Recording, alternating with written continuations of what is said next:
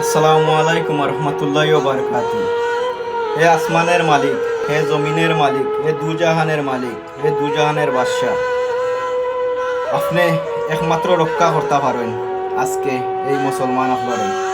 জানি না আজকে এই রাইটা কিতা হইতে যাইব, কিতা হইব আমরা কেউ জানি না। আমরা এমন একটা দেশের মাঝে আছি, এই দেশের নামটা পর্যন্ত আমরা মুখে আনতাম পারলাম না।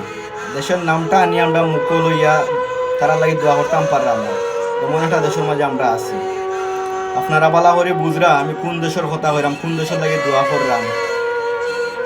আল্লাহ তারার হেফাজতে রাখুক, প্রত্যেক মুসলমান হলে আল্লাহ তামাম বিশ্বর মুসলমান হলে আল্লাহ হেফাজতে রাখুক।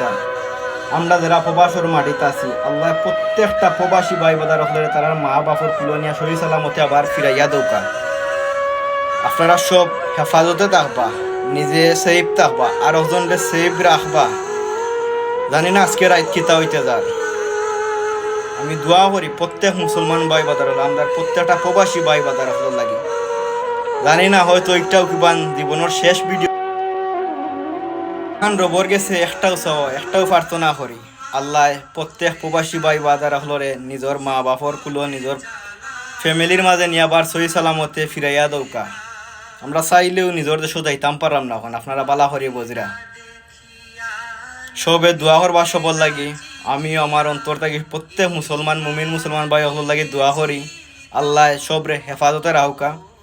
আল্লাহ তামাম বিশ্বর মুসলমানদের হেফাজতে রাহুকা। সব বালা তাহবা, সুস্থ তাহবা। আল্লাহ হাফেজ, আসসালামু আলাইকুম।